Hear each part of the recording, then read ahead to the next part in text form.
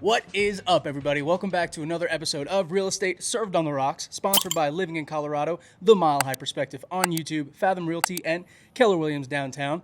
We are here at our beautiful sponsors location at the Rouge Wine and Bourbon Bistro here in Greenwood Village, Colorado, where we just got all the amazing opportunities. We do have some. Right? Some would say we were blessed. Just a little bit. Just a little bit. Yeah. And guys, on that note, the reason that we say we're blessed by the Rouge is not only do they give us phenomenal bourbon, but as you could see with our Balcones episode, they give us contacts with amazing business owners around Colorado. And today we have an awesome opportunity for an episode, if you ask me. But again, I mean, if you're a whiskey or bourbon drinker, it goes hand in hand. More often than not, you smoke a little, drink a little drink. Ooh, I like it. Right. But as always, guys, Eric Church. My name is Charlie Sardelli, and I'm here with Jameson Amaros. And Oscar couldn't be with us today. He has some engagements downtown that he has to take care of. He is so mad that he's not here. Oh, yeah, absolutely. He is so mad. Absolutely. Well, if you guys are watching the video version, you can see we do have a guest with us today.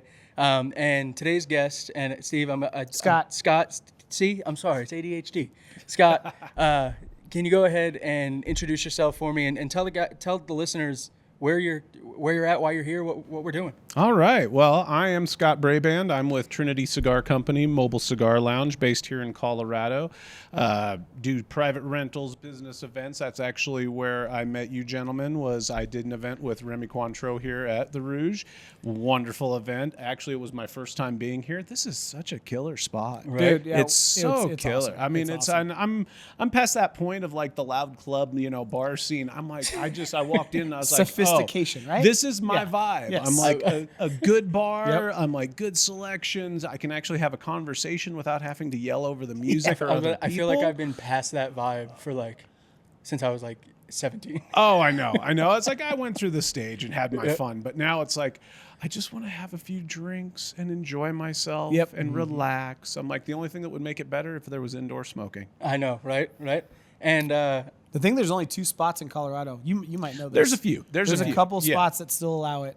We used to, because are you from Colorado native? No. Okay. I always say I got here as fast as I could. There you go. I've been here for going on 20 years. Okay, so there was a spot over by Park Meadows. Yes, called Robusto the Room. Robusto Room. Yes. And that used to be our spot when I was back in college. So yes, I know both. Yeah, I know both the owners really well. And we used to go there, and it was the only one of the only places, at least in South Denver, that allowed indoor smoking. So you go to the bar side, and you can get your drinks in, made really good cocktails. They had a DJ, all that kind of stuff. And it's small like this. Yeah. But then the other side, they had a glass-encased humidor room that you could go in and you could smoke cigars. Yeah. And it's not there anymore. They closed it down. They closed that down in COVID. That was 2020. Yeah, 2020. They closed up Real shop. sad. So. I'm a big fan of the Churchill bar. Oh, yeah. Churchill's downtown at the Brown Palace. Yep. Oh, beautiful spot. Amazing. They redid everything in there, cleaned it up, and really updated everything. It's a gorgeous spot. Yeah. I feel like we were talking about just kind of the vibe of this place, right? The Wine and Bourbon Bistro.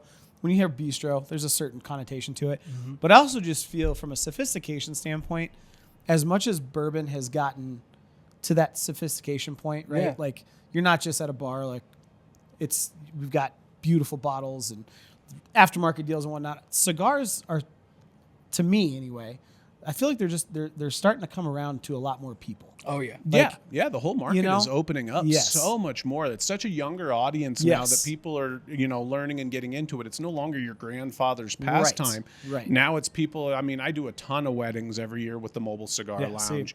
And it's one of those where to see the education level of even like the early 20-year-olds that are getting in and have been into cigars for a few years, it's really becoming something of sophistication. And it's kind of that resurgence of the older things. Even pipes now are coming back around again, and I'm seeing more of that. Got me a wooden pipe. Oh yes, I love it, especially this time of year where it's slower. I love a good pipe. Oh yeah, and that's with the vibe of it. We always talk about this place, and if you guys obviously make it down here if you can, because these guys are phenomenal. Yeah, but it's already got a very Roaring 20s vibe. Yeah, like it's a place it's where very speakeasy style. Yeah, it's a place where sophisticated people can get business done. Yes, that's how I feel. Like yeah, you know what I mean? Yeah, I like that. Exactly. Over good drinks. Exactly. Yeah, and conversation, right? Yeah, and so guys, I know this. Like I said, this is kind of going to be a real estate adjacent episode, and what we mean by that is normally we give you market updates, we give you statistics, stats, but we really wanted to partner up with Cigar Dojo and Trinity Cigars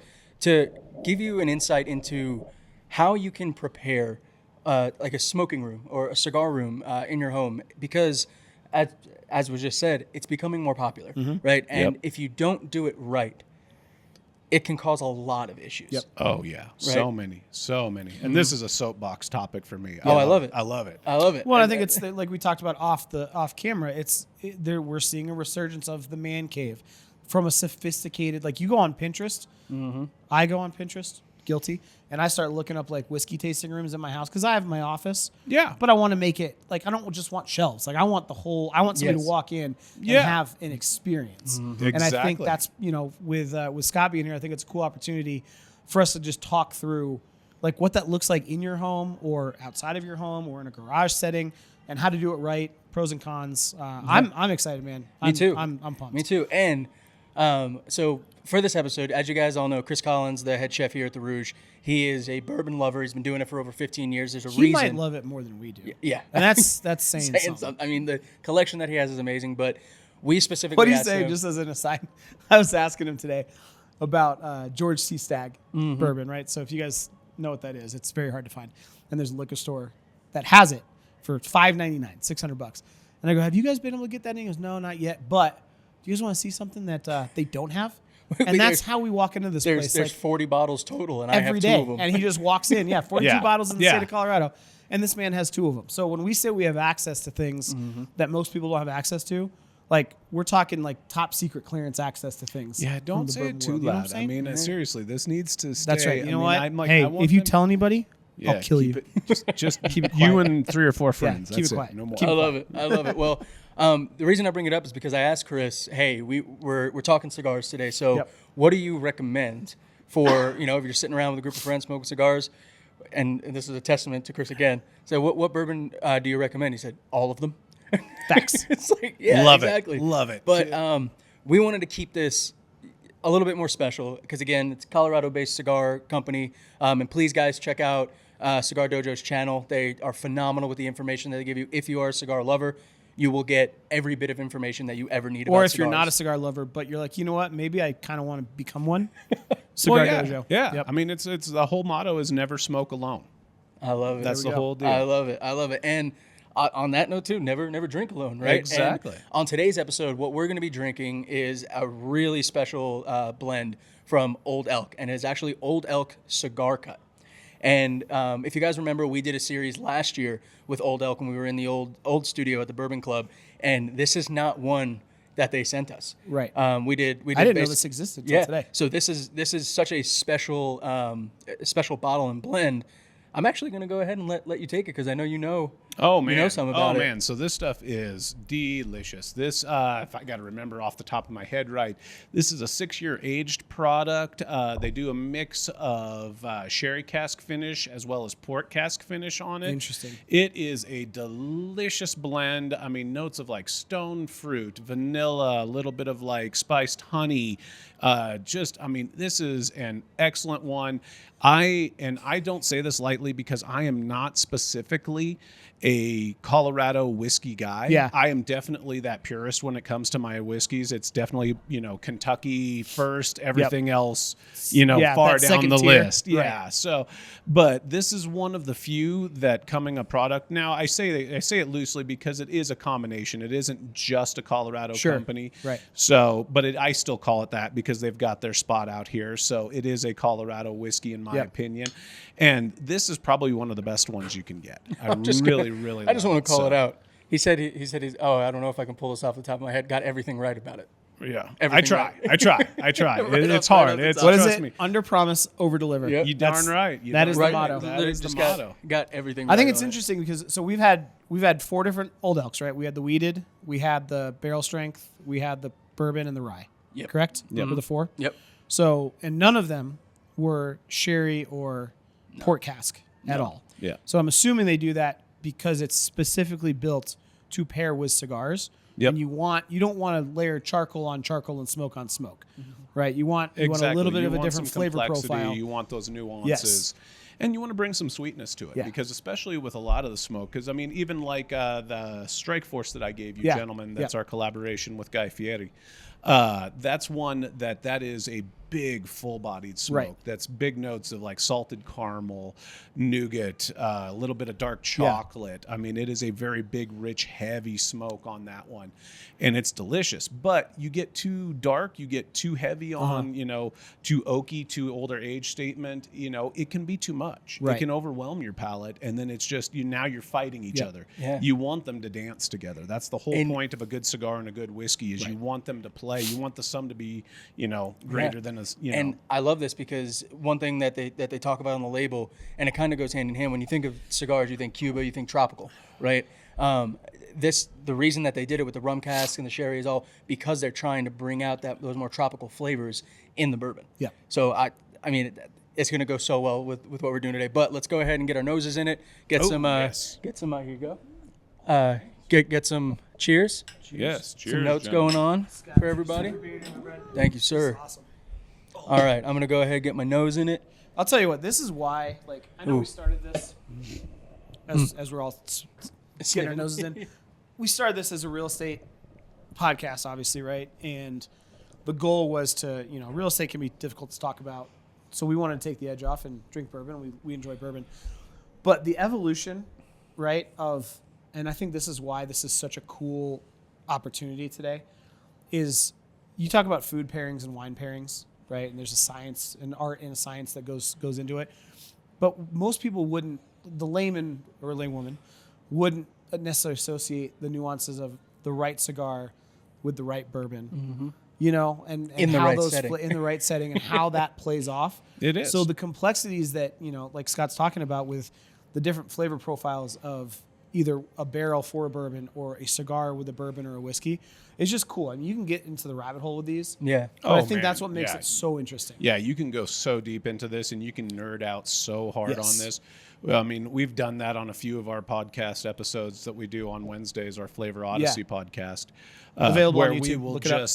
we will just, sometimes we'll get way down that rabbit hole. We're talking barrel chars, we're talking cap numbers, we're talking everything you can possibly do. And then some days we're just like, it's whiskey. It's good. I like it. So we have, I've got a buddy of mine, and I just talked to him last week.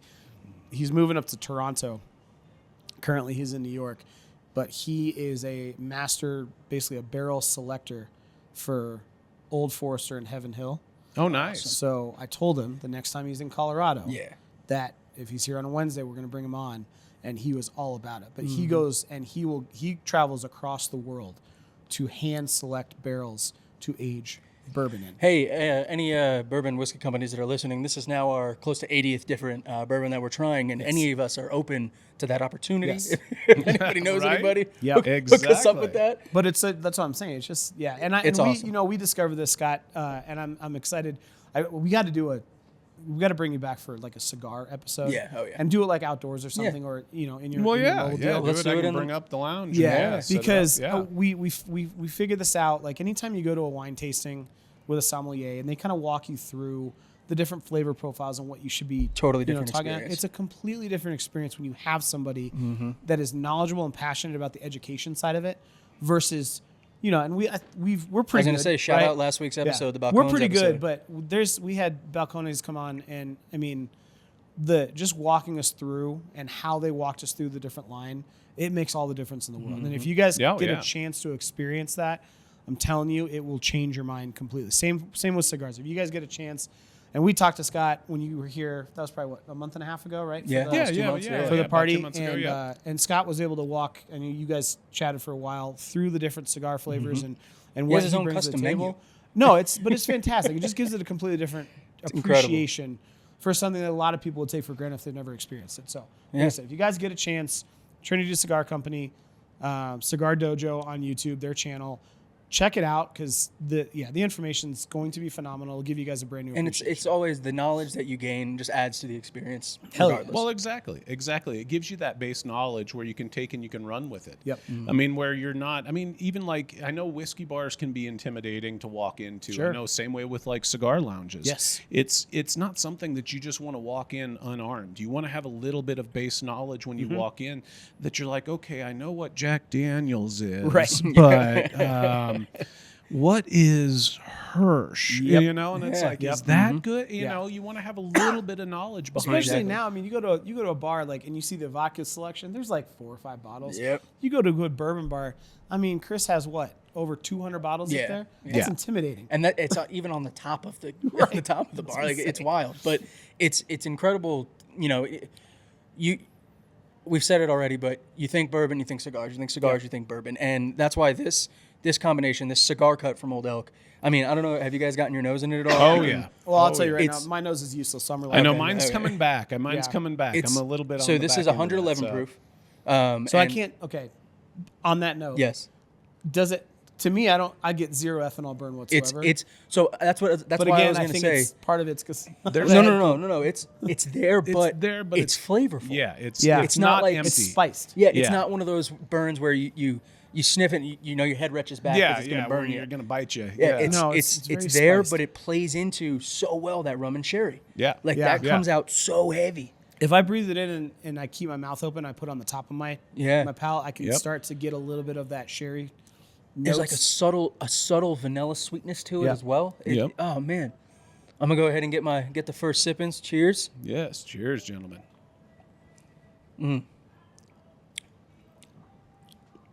Wow. Oh, rich vanilla. Okay. Yeah. Big honey note. That spice. Yeah, and then the spice on the finish. It starts out so sweet on the front, and then it's Yeah. that nice spice. You guys on the ever had finish. honey bunches of oats?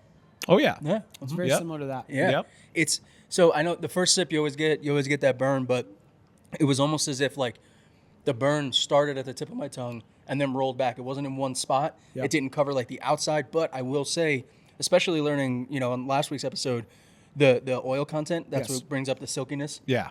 This is extremely silky. Yeah. For Yeah. how many different things are combined into it. Yeah, a good viscous bourbon, a good oily coating bourbon Yep. is just it's amazing. It can change the complexity and the Yeah. flavor. That's what completely. that's what we walked to, because I mean that was something. This is why I love doing this podcast. We learn something new almost every episode, and that was something when Balcones came out.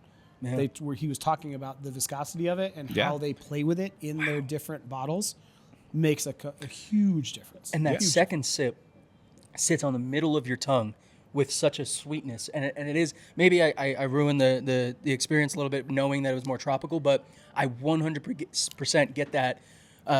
It's that citrusy sweet. It's not like punch you sugary sweet, but it's almost like the rind. Yeah, it's like an orange peel. Yeah, Yep. like the rind Yeah. of the citrus. Yep. That's Yep. okay. Yeah, that fruit flavor coming from the sherry cask kind of sits on the middle of the tongue for a little bit, and then I get the vanilla notes towards the back end. Yeah. and it Really sits gives with that- caramel yeah, vanilla. Yeah. It sits with caramel vanilla. Yeah, And I know Old Elk, they do focus heavily on their barrels. Correct. And the barrels the that char they use. ratings and all that. Yeah. Char ratings and stuff. Which So, again, this is unique because it's sherry and port cask. Yeah. yeah. So I mean, first God, I couple wish sips. I didn't have a head cold. Yeah, first I feel couple like I'm sips. missing Right. half I this know. experience. I'm like sitting here. I'm like, okay, I've got Yes. 80% of Yes, this. yeah. I'm As like, Charlie's I'm talking miss, about, I it's know like, I'm I want- missing. I- I'm I like, I also want want that to other taste that. 20%, Yes. but it's not fully back yet. I Gotta want it. love, early winter. Yeah. Dude, yeah. head Especially here in cold, so- Colorado. Well, and Charlie doesn't. Do you have kids, Scott? Oh yeah. Yeah. Oh yeah. So I have a daughter. She's 5, and as soon as school starts, my house Oh, becomes it's a just petri little dish, germ bro. factories. Yeah. man. It's just that's what And it it's is. annoying because it's like you're just on the precipice of sick. Yeah. For like 9 months. Yeah. And you don't remember what feeling good is like. No. But then summer comes, and all of a sudden it's gone. You're like, oh my God, this is how life is. Yeah. And then boom, September, October, precipice of sick for 9 You sick for 9 you months. just constantly have. And then I like, get to try this amazing bourbon, and I'm like, you know what? 60% of it is fantastic. The other 40, who knows? amazing.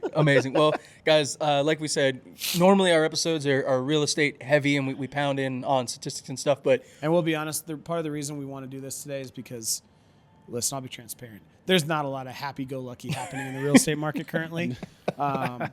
Even as buyers, you guys have choices right now, but rates are still high. They've actually gone up since the election, which semi-anticipated, but not this bad. So we want to do a fun episode with you guys. Yeah. And so on today's episode, we really want to delve into the benefits, kind of everything around building a smoking room in your home. So if you want to have like a cigar room, a whiskey room, do both in the same room. So just to give you guys kind of a little outline of where we're kind of going to talk about it. First, what we want to go over is why you want to put effort into building a smoking specific room in your home, especially as realtors. Yes. You walk into some real disaster stories where they don't have the proper ventilation, and you can just see the grime on the walls. You can feel the the nicotine stickiness. stains. The nicotine stains. I mean, it's insane. I Yeah. mean, you look at even the cigar lounges that are around Yeah. and ones that have been in the same spot for 10, 15 years. Look at the walls. Yeah. Oh, Look, you know, Churchill Bar. I Honestly, mean, it's one of the endearing parts for me. You walk in and it's yellow. Yes, but you're Yeah, just from like, an endearing standpoint, sure. From a resale standpoint, no. I mean, not good. it's one of those where you do not want that in your home. You Yep. do not want to have them walk in and be like, well, I can see the studs because the nicotine stains have just been streaking it for the last decade plus. So, Scott, let me ask you this: what's your background when it comes to cigar rooms, smoking rooms? Oh boy, so I don't have a specific backroom per se. I mean, of course, I grew up in the generation where everybody smoked everywhere. There was no limits. I mean, my grandparents' home, they had their parlor, which had more ashtrays than I think tables, where everybody was smoking cigars, everybody was smoking pipes. That was what it was. Yeah. So, that's what I grew up around, and then moved through that generation into now where it's hard to smoke almost anywhere. Yep. And I mean, I understand it. I'm not going to sit there and argue the finer points of smoking. Yeah, Well, no, yeah. and that honestly that leads perfectly into one of the biggest reasons why you want to prepare. But exactly. right? Exactly. Is because and I grew up, my entire family smoked cigarettes, cigars, all that kind of stuff. And I'll be honest with you, when I first heard secondhand smoke, I was like, oh, I'm fine, whatever. But with cigar smoke, it's so much heavier. It is. It's pungent. Yep. And if you're just smoking in like your living room, you also have to think, if you have kids, if you have family members, if you have an elderly family member that lives with you, even though you can't see it, you're adding those particulates to the air. You're making the air heavier, making it harder for them to breathe. Exactly. It's just like they say about a good HVAC system in a home, with pet dander and dust and mold. I mean, smoke, that's something that's very obvious. So it's something you do have to take into consideration. You can't just smoke in your house and just willy-nilly. I mean, you can. I wouldn't recommend it. Don't get me wrong. You own it. It's yours. You can do what you want. Place, but that leads into a phenomenal point, right? And this is something that we see all the time with people that go, oh, well, I have an HVAC system. I can smoke inside. It's just going to filter it out. What does that work? Yeah, no. You want to ruin an HVAC system and you want to stain and stink up your entire house? Smoke cigars in your house and let it go through your HVAC system. Yeah. That's a great way to get every room in your house to smell like an old cigar. Yeah. And I mean, I almost kind of want to find somebody who does it just so I can take out their air filter and show it, because a normal air filter is going to be gray. Yeah. A smoker's air filter. A perfect example, and I say this very lovingly, in our studio that we have for our podcast with Cigar Dojo, we have our own separate heating and air conditioning, and we take out the filters on the air conditioner, not as often as we should to change it. But I mean, when you take them out, it's just black. It's just this charcoal gray soot and dust and particulates that built up, and the smoke running through the system, and changing those and cleaning those up. And then you look and you can see the film on the inside on the condensers and everything. So it gets everywhere. And it does. And not to mention the fact that HVACs, and you guys have heard us talk about it regularly, that is one of the largest costs for homeowners. I put one in this summer. I know. Yeah, not fun. Well, not fun. The other thing too, and Colorado's obviously regional specific. We have a ton of new home construction, and we've talked about SEER ratings and Energy Star ratings in homes. And one of the reasons, or one of the ways that homes become very energy efficient, is because they're what you would call hermetically sealed. Yeah. So there's not a lot of airflow, right? Yeah. And you can always tell if, like, my parents' house is notorious for it. If the front door and the back door are open at the same time, I mean, it turns into a wind tunnel, right? Yeah. Which is great for cutting down the cost of your heating and your cooling. However, when you're talking about something like cigar smoke or a cigar room, it's just less. All that does, that air just gets recirculated. It has nowhere to go. Nowhere to go. It Think has about, to stay guys, there and just permeate. I'm going to say, everything. think about in your car. You know that button that shows the air going through your car? That's exactly what you're doing. You're just letting that smoke-heavy air just recirculate within your home. Yeah, and it doesn't disappear. It just settles into things. Well, and we talked about HVAC. We talked about it can leave soot on the walls and stuff. But something that not a lot of people think about, and this is something that I didn't. Don't get me wrong. It happens, but it's not front of mind. Furniture and flooring. Oh yeah. Right. Like if you're smoking in a room, Carpeting is atrocious for cigars. I mean, it will just soak that like a sponge. And I mean, you can't get rid of that. It smell. literally sits in the fibers. Yeah, and you'll see it. I've seen people take it up out of their smoking rooms, and they had carpet in there when they started, and they decided to take it out, and the subfloor is stained. Wow. It's a different color because the nicotine is soaked into that, and the smoke is soaked into that for so long, it's actually staining the subfloor. Wow. Where it is a different color. Huh. I mean, I've seen that in people that do a smoke in their garages and turn their garages into smoking rooms, have exposed rafters. You look at the studs on there after about 5 years, and they are just this golden yellow color, and it's and that's even with good ventilation. Yeah. So I mean, it permeates everything. Exactly. And then, on the furniture portion, you guys see the chairs that we're sitting on, and the reason that it gets stuck in the carpeting is because of those fibers, those little microfibers that capture each little particle of the nicotine in the smoke. Same exact thing with your furniture. So if you go into I would say like grandparents' house, because they tend to have those the plastic covers. No, well, not only the plastic covers, but like the suede, the material, the little material like velour-y, couches. yeah. And I mean, it's just dog hair. Everything gets stuck in it. So if you're planning on smoking in your house first, don't. I'd say that's the greatest. But thing I mean, why don't we go down that road, right? So let's say the option one, if you do want to build like a smoking bourbon lounge in your house, right, or parlor. I feel like we should start calling them parlors again. Just bring back the 60s Bring back and the 70s, smoking parlor. Bring back smoking parlor. So what are some things that when you are going to that's the project, right? You got the okay from the significant other. Hey, I'm building a smoking bourbon room. What are the things to pay attention to when you're building out that room that'll help mitigate all of these things that we just kind of talked about? Yeah. Won't get rid of them, but it'll help mitigate. There is mitigation. So what I want to kind of do is give this a little bit of a structure. So I kind of want to start big, and then we'll kind of tailor it down, right? Yeah. So in your experience, is there a position or a place in the house, a room specific, that would be the best option to make into a cigar room? So a lot of people love doing like the man cave design. They love to go to the basement. They love, because a lot of times in a lot of newer houses too, that's where the bar is that they put in. So they want to kind of build that, and that's that natural gravitation. I always tell everybody I tend to gravitate away from that just for the fact that, of course, smoke rises. So you really have to put a lot of effort into that if you're going to do it in the basement level of your house. You need to seal that up because it will migrate through the ceiling. It will migrate into the trusses between and that subflooring underneath, and it will, unless you really put in the money and the effort to seal that off and create that space.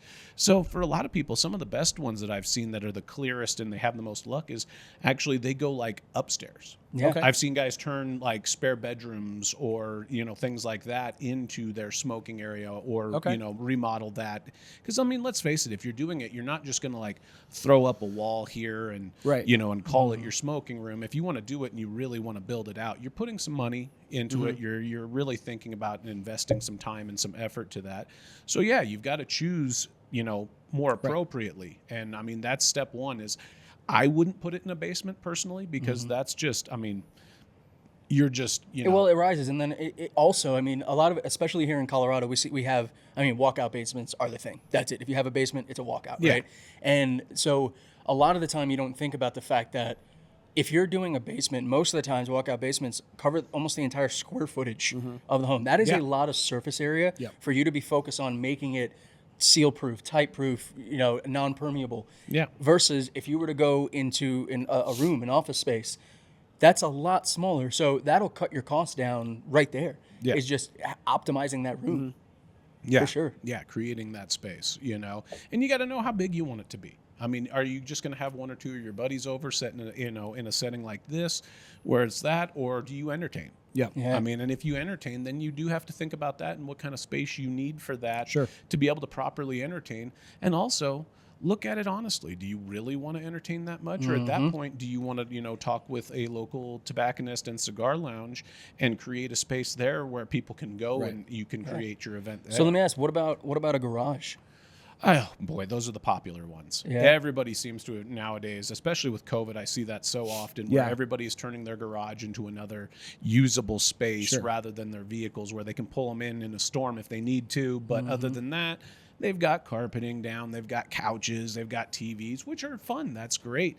Problem with that is there's no real good way to isolate that from the rest of Yeah. the house. You've got the whole separation wall there that you're dealing with between the main house and the garage. You've got the door coming in and out because inevitably people are going to need to use the restroom or go in and out of the house. And there, even if you have great ventilation in there and Yeah. have the garage doors open, Yep. you're still pushing Well, smoke and that's exactly into what I your was gonna house, bring no up. matter what. I just feel like for me, I know I have friends that have bought houses and they want to smoke in the house and they're like, oh man, I smoke in my garage. I just cracked the garage door. It's fine. No. Yeah, No, no, no. yes, it's fine, but no, Not for the it's- but longevity. no, not in the longevity, and you'll see that because I mean, people that do it and they're like, oh yeah, I don't have any smoke in my house, and then it's like you'll see them 3-4 years down the road, Yeah. and they're like that accumulation over time of opening the doors and just Mm-hmm. consistently smoking in there, and then you're like, okay, your house smells like a smoker's house. Now, does that change if you're using a not necessarily a detached garage, but let's say like a third car garage that potentially doesn't share that common? You know what I mean? It does give you an extra degree of separation where it has like that wall between, Right. where that third, that storage garage almost for like your lawnmowers and things like that, where I've seen people do that. And that does help Yeah. a lot because it creates almost a breezeway space between for the main Sure. garage.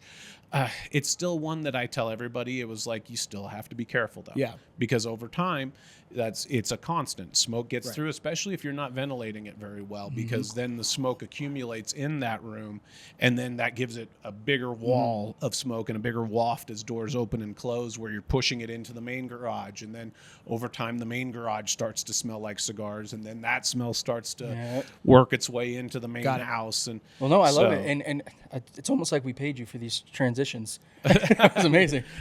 So, okay, we picked the room. Let's say we're doing an office space. Okay. And we go from again overarching. We got the room. We got the structure. Now let's kind of go into the space within the structure, the volume of the air in the structure. A lot of people, when they think cigars, they think ventilation, they think fans, exhaust. And I've had I know people who have gone to Walmart. And they buy a $10, $15 box fan, open their window, shut the window on top of it, and flip it on. yeah. Yeah. How does that? I mean, that works. I mean, it's a good start. I Yep. mean, it really is, because then you're pulling. I tell everybody that it's like, okay, you need good ventilation. You need to change the air out in the room at least every 30 minutes. That's what you need to plan for. So whether it be via opening a window and box fan, or whether you're having an actual exhaust fan and plumbing and ducting that goes through there So to can you exhaust kind of out. delve into that? What does that look like? What is that set up normally? Is that cutting a hole in the wall, putting a fan in? Is that adding an air duct? What does that? Oh normally look yeah, like? I mean, you can go anywhere. I've seen some where literally they just put basically a bathroom exhaust fan in and ran a couple of ducting to that, and then ran that and plumbed that and piped that outside. and that's completely And separate that's from their existing. separate from their existing. That's a standalone system that it pulls. Now, here's the hard part with that is you're pulling air from somewhere. You're pulling it from your house. And with that, you have to watch that, because you can be pulling air in from the house, and if it gets to a point where it's not keeping up, you can actually start kicking air back through. You can start See, pushing that's- it around the seals. That's such a great point, because you don't think about, I said the air volume in the room. Yeah. It's such a great point, because you really don't think about the fact that, hey, if I put an exhaust fan in my office upstairs and I turn that on while I'm smoking, that air has to come from somewhere. Right. And let's say it's during the summer and you have your AC on. Yeah. You're literally just, hey, AC, bye. I'm Yeah, gonna you're smoke. literally just pulling it and kicking it straight out of the room, Right. Yeah. straight out of the house. I know some people, like, they did that where they'll do the exhaust fan styles where they'll build it in, into the ceiling so it looks very nice and it's very clean, finished look. And then they'll put an air intake on the wall, on an outer wall, where that way when they're turn it on, it actually, you see it kick open, Yeah. and it's pulling air from outside Ah. rather, because they've sealed it off so Sure. it's not pulling inside the house, which is a good option, but there are also drawbacks with that. Then you've got to think, in the wintertime, you're bringing in the cold air, and it's cooling off that room and that space quickly. And in the summer, you're bringing in that hot outside air, so you have to be able to cool that space down too. So then you've got to look at options for air conditioning, heating, things like that. Yeah, that's something that people that have bought newer construction homes would be familiar with, because most new construction homes come with a fresh air return. Yeah. And you'll hear it kick on every once in a while. And they do that because these homes are so sealed that you have to bring fresh air in. So that function is built into a lot of newer homes. So we're talking about a smaller scale for a specific room to allow that to come in. But yeah, you're right, because now you got climate control, right? Yep. And we just talked about it. It's real cozy to smoke a cigar during the winter, but in Colorado, if it's 17 degrees outside and that fresh air return kicks on, you cool that space off quick. Yep, exactly. I mean, even if it's a small return, it's just it is a fast change. But the point is, and you're obviously we touched on this, but the recommendation would be keep any sort of ventilation, isolate it from Do the not HVAC connect system. it to your main house's HVAC system. Do not have any duct work that goes from your HVAC system. I don't care if you've got it closed off or not. Doesn't matter. It gets in there. Yeah. And it will ruin your HVAC system, and it will inevitably start pumping that smell into the rest of the house, no matter how well you've done it. So if you're doing that, you need to close off that, and it needs to be its own isolated space. Well, and I'm sorry, but you just keep doing it. So let's talk about, how do you isolate it? We've said proper ventilation. We've said proper isolation of the room. What does that look like? So is that, let's go back to the college days when we're doing the devil's lettuce, the gateway as they call it. You wet a towel, you put it at the base of the door. Put it at the base of the door and plug in keyhole. Right. Oh yeah. So what is that what we're virtually talking about? How do you do that effectively and efficiently for a cigar room? How do you separate it? You've got to seal it. So, I mean, I always say I'm like a lot of, especially now with like the more modern designs and what people are doing in homes, glass is a easy way to do that. They're doing a lot of I see a lot of glass walls, a lot of glazing in that instance where they're creating those walled rooms where it's sealed off. The doors are fully sealed doors. So when they come through, they shut. They have big rubber seals around it, gaskets that close that off. So that way there's not air and smoke pushing around that. Most guys are using mini splits for those rooms. They're isolating that so it's its own system. So what's a mini split? So mini split is, I don't know what the technical term, but basically it's its own little personal space for like heating and air conditioning. Yeah. Okay. It can be used for both on that instance. And they're very efficient. They're very, high quality. I know a lot of people do them, especially out here in the hills where they're not needing a full home like central air conditioning where they want to be able to, heat or cool spaces. Yeah. Where like say your bedroom, you want to keep it cooler than the rest of the main house, but you don't need central air. You live up in the hills. It's great most of the time, but at night you want to be a little cooler when you sleep.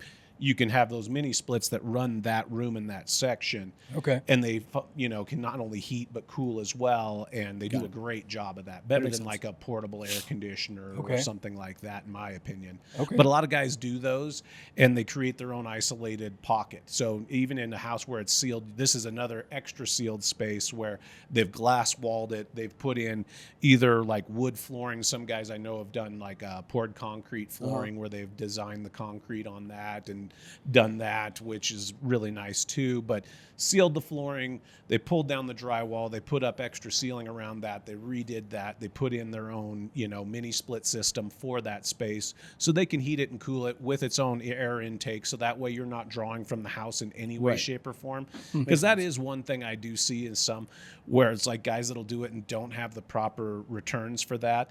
They open the door and it's almost like Suction. Yeah, because you're trying to break that seal because it puts such a negative Wow. pressure on the room. Right. So if somebody's looking to do, let's say they do have that office space and they're looking to seal that office space, what's something common? Like, can they go to Home Depot and buy one of those pads that you slide on the bottom of the door? How would the layman's man do it with like an office space? Honestly, I tell everybody if they're going to do it, go in. You can get extra sealing for like doors, like rubber sealing that you can put on that'll help create that actual airtight seal. The little draft keepers, they're not going to do much, and they're also going to soak up the smoke as well.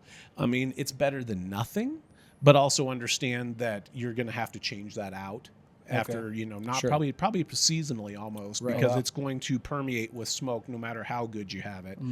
And it's one of those where a good door. Don't have the little cheap hollow thin doors. Invest in a good door. Get a solid wood door, or get, a solid like glass door if you're going to do it that way. Okay. Create that seal for it. Give it something quality to attach to. Like a fire seal door. Yeah. Every house has one in between the garage and the main house. It's always the heavier door. More expensive, but they are very, very solid. Yeah. So, Yeah, and create good seals around, the doorway itself. I mean, that's a cheap way. I mean, you don't have to go to all these, nth degree, but I tell everybody, I was like, looking at it, if you're going to spend the money, spend the money. Mm-hmm. Don't go 60% of the way there. Right. Especially if you're going to make it a cigar-specific smoking room. Yeah. Because, I mean, I know a lot of people, especially through COVID, they turn their offices into their cigar room. Yeah. Yeah. And that's fine. That's cool. That's your own space. You can do with it as you want and you will.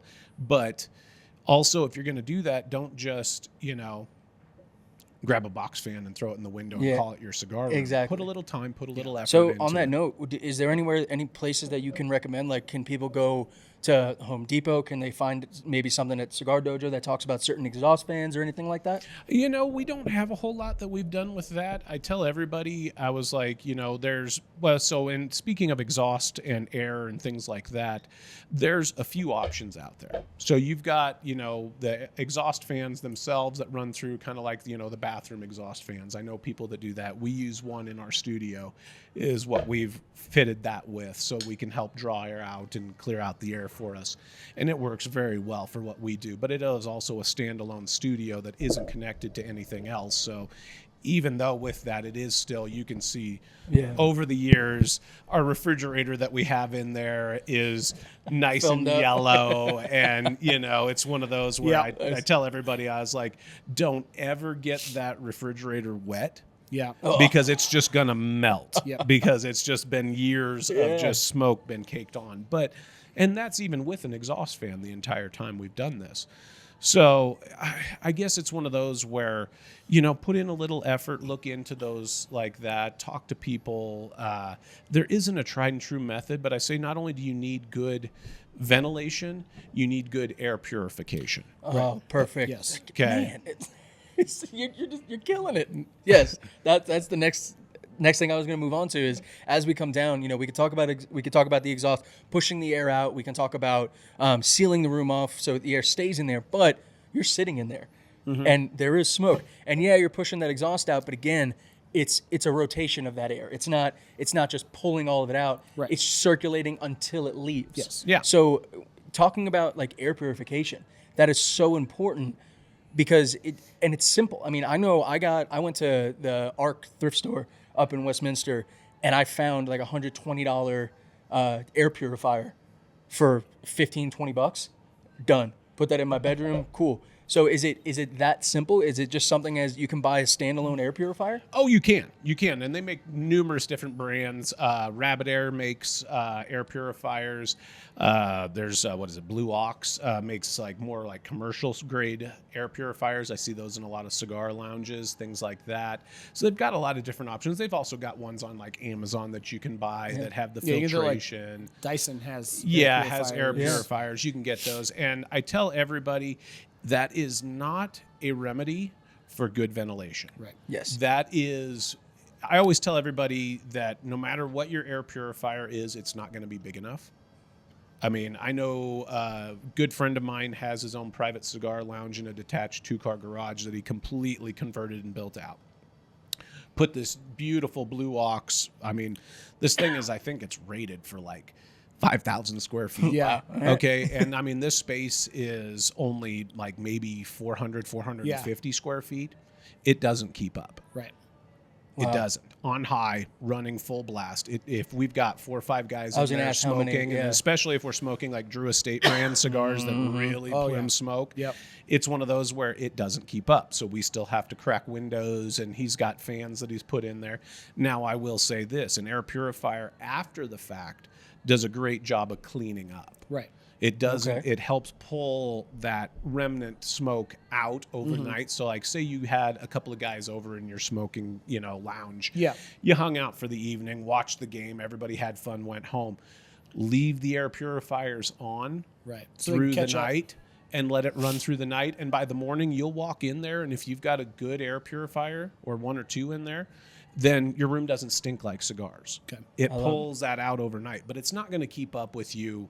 I know guys that bought like the Rabbit Airs thinking that they could smoke cigars and it's just going to grab it and then it's never going to get anywhere. That's not the case. I mean, if that's that was the case, we would have solved climate change. Yeah, like this would have been ago, right? this would have been figured. Easy. So, Yeah. So as I say, a good air ventilation system where it's bringing in new air into the room, and then a good air cleanup, air purification system to kind of help, kind of scrub everything out at the end, clean up overnight, reset yourself. So, and it helps keep it down, and that will help over time, keeping that smell out of your house. I like how you set it up there. It is the ventilation and sealing for during. Yeah.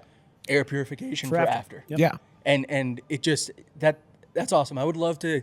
Maybe we have to partner. We have to find somebody that we can do like a year-long study of like a room that has proper ventilation and sealing with the air purifier versus with the air purifier, and just see how it plays, because I think that is so. I mean, important. I've had a couple listings I can show you that. Yeah. Oh yeah, didn't have I'm sure proper in the real ventilation. estate world, you can really tell off the bat. You can absolutely tell. And it doesn't matter if there's, cigarette smokers, and I will say that because I'm a hardcore cigar smoker, so I'm not a cigarette guy. So no offense to anybody that is, but cigarette smokers, man, they mess up houses. Yes, even when we were looking to buy our house, that was something that is like you could walk in, and even as a cigar smoker, I walked in and within I'm like, seconds. I'm like, what in the heck? Yep. I'm like, you could tell immediately that they smoked in the house, and it's like, And I love when they try and hide it. Yeah. Like they repaint the walls, but they don't take care of the carpets. They're like, or we'll just kills the walls. It's fine. It's fine. No worries. I have yet to find a company to do a cleaning on a house that gets rid of that smell. Yeah. I've yet to find one. Yeah, the only one I've ever seen that ever worked is a gentleman bought a house, and it was an old house that I knew, and the woman that was there, she smoked like a chimney. Yeah. Her entire life, all the way up, with the oxygen tube on, still smoking, all the way to the end. She was a great, sweet air purification system. Yeah, exactly. I was like, because oxygen definitely isn't flammable. Don't worry about that. It's fine. But anyway, Man. My grandma did the same thing. All I see is the animation from Fast and Furious where he hits the knob and the fire goes through the tube. Yeah, exactly.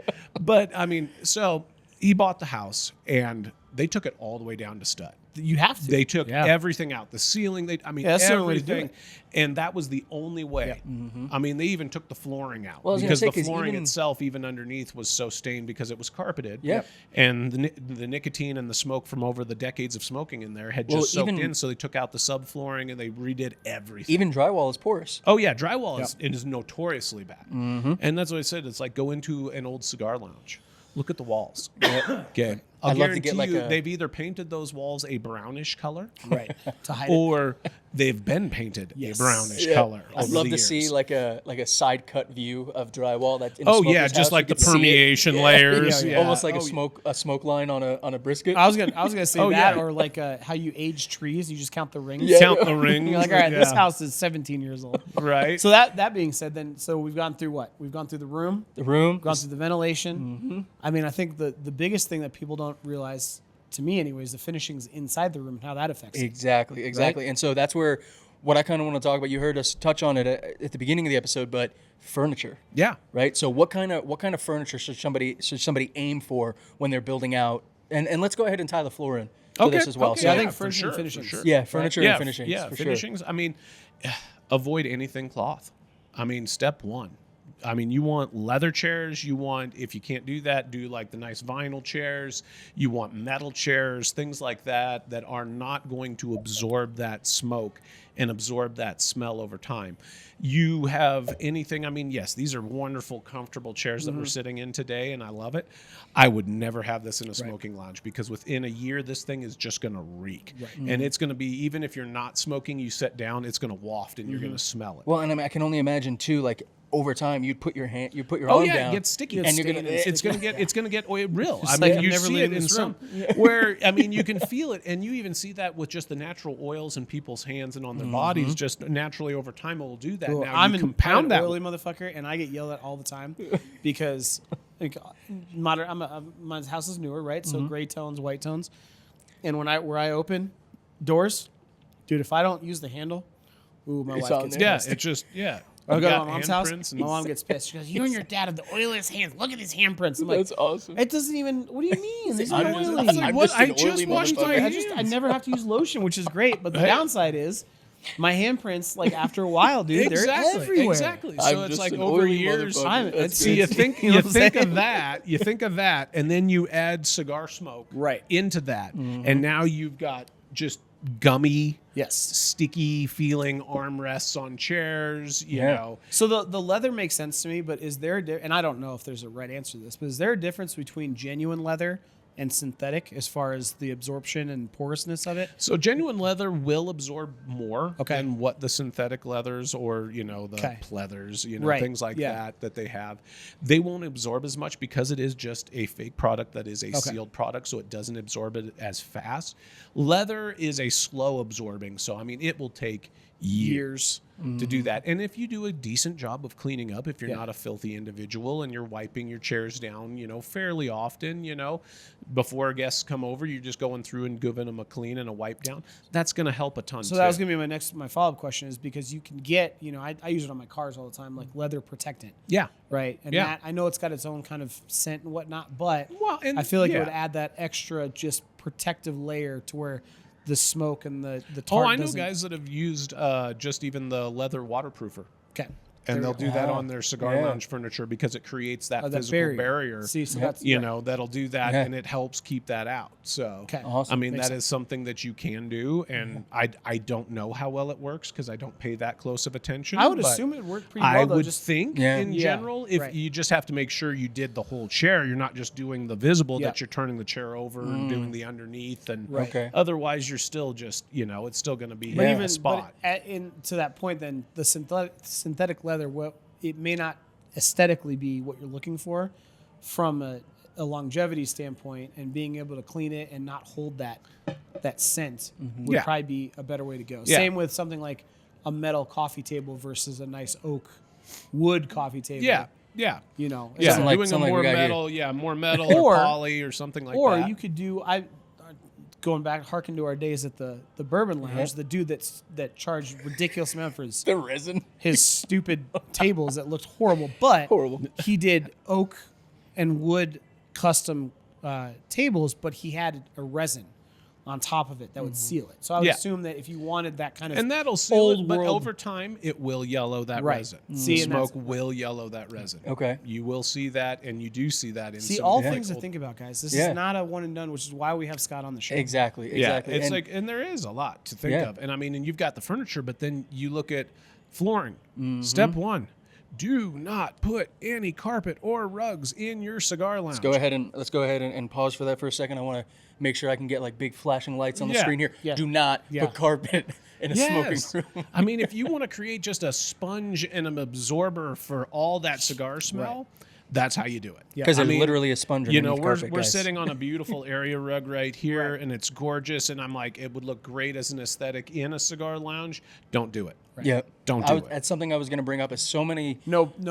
I mean, to that point, Yeah. no throw pillows. Exactly. Yeah. Right? That's exactly Throw what I was going to say. blankets, Is like nothing. you always think of it like, because when I think, I've definitely been to cigar lounges that have these rugs, Yeah. but do it with a plan to either clean it regularly and or toss it and get a new one. Yeah, and seriously, most of these cigar lounges, and God knows I love y'all. Don't get me wrong, but you do a horrible job of cleaning your stuff. Yeah. I mean, seriously, It's hard I mean, work, though. I It mean, is. it's not- It is. it's not It's easy. not easy to do, not and you easy. have to commit time and expense to do that and to do it right. So Yeah. when it comes to flooring, then right, in my head, there's obviously options that come to mind.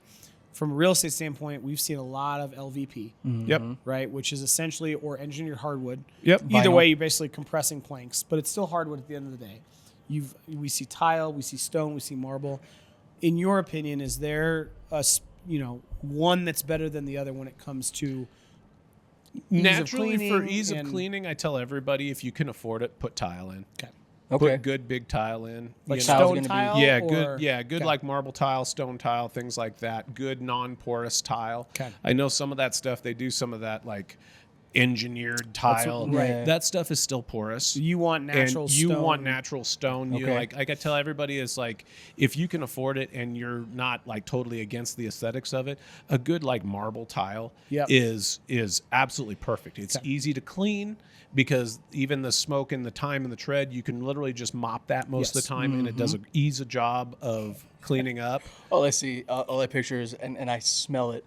My mom used to every week she would do like a vinegar clean on the grout Oh yeah. in the tile of her Oh, home, yeah. and all like that's I smell it now, like walking It's downstairs. like PTSD. You're just in a Yeah. corner in the fetal position, like Yeah. not vinegar. Yeah, no, Yeah, not right, again. right. Well, we talk Just about Sunday. it. We talk about it with countertops, right? One of the best countertops you can have is quartz. Yeah. And the reason being is because it's essentially they're taking this block and they are compressing it so that it is not porous, and that's why it's easy to clean. Yep. It doesn't hold stains. You don't have to treat it necessarily. Yeah. So if you find a flooring that is of that same context, I mean, my rule of thumb is if you touch it and it's cold, it's probably good. Yeah. Right. Yeah. When it comes to being non-porous, because Yep. it rejects the heat. Yeah. So stone, like my parents have stone tile in their house. I have LVP, so engineered hardwood. Yep. And I'll tell you what, I mean, yeah, it's colder, but cleanliness and wear and tear and being able to just keep it, it's night and day difference. It's Yeah. gonna, Oh, yeah. it's gonna cost money. Yeah, obviously. yeah, it's not Right? cheap. But- But again, if you're building this out, and like I said, if you're going to do it, do it Do it right. Do it right. Do it right. Absolutely. And that's where I mean I thank you. We've covered so much in this episode. I want to go build one in my house right now. right? And it's I feel so much more. And I did research before we had this just so I could stay up with you. I and told talk you, I about- said this is a soapbox topic Yeah. for me. I love it. can go into this in depth and just keep on going on these I things. love it. Because I've seen so much. I have my own opinions on that. Because yes, I'm a cigar smoker and I love cigars and I smoke them regularly. I also don't want my house to smell like cigars. I want to be able to walk into my house. My Right. kids live in that house. My wife. I Yep. don't want that Yeah. in that space for them. So if you're going to do it right. And with that being said, guys, this is again, please understand that this is something that is costly, right? If you want to do it right, if you want to do it the right way, get the proper ventilation, get air purification, the right flooring, the right furniture, all that. It's going to cost you. So one thing that I want to kind of lean on is, let's say you want to do something like this, but you don't want to do it in your home. What, as somebody who's legitimately created a cigar lounge on wheels to take everywhere, Trinity Cigars, check them out, guys. Phenomenal event rental that you can have.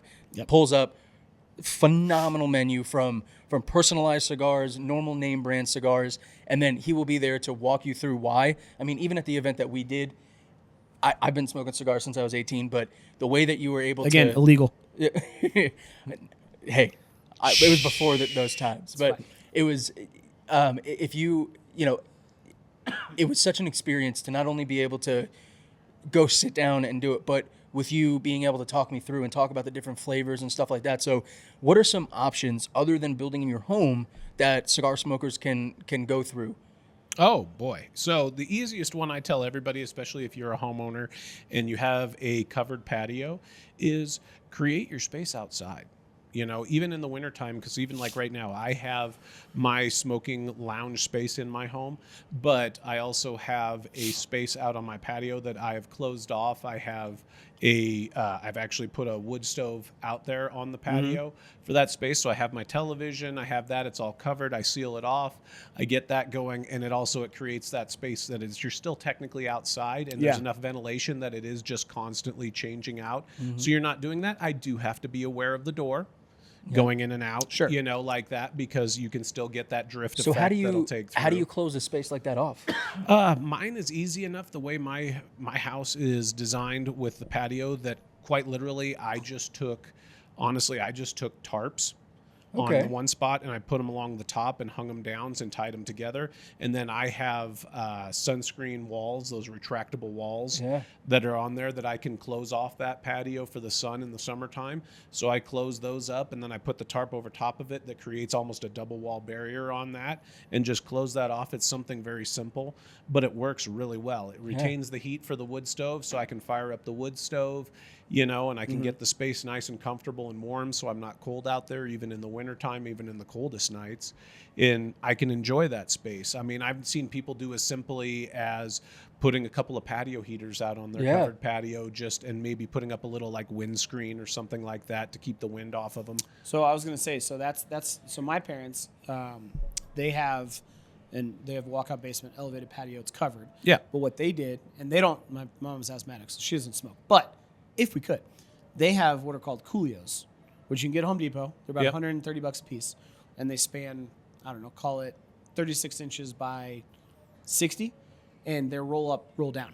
So you can roll them down, and we use it because Castle Rock is essentially Chicago when it comes to It's wind. legitimate. Yeah, I don't know right. how or Yeah. why. I don't know what it's the Breezy Palmer as divide, heck. dude. It's fucking Yes. wild. It's absolutely wild. So what we'll do is we'll go out there, and we essentially enclose her patio because she has coolios across all 4 sides. And when you close those, you're protected. Yeah, it gives you a nice windbreak. Yep, exactly. Yeah. So that is Yeah. an option that you can do. Yeah, so some space heaters, some coolios. And that's what we I have. love that you said a tarp. We don't Yeah. have space heaters. Once you enclose that, Yeah. she's got a nice fire pit about this size. It's a gas fire pit, Yeah. right? Turn Yeah. it on, and it keeps the heat in there.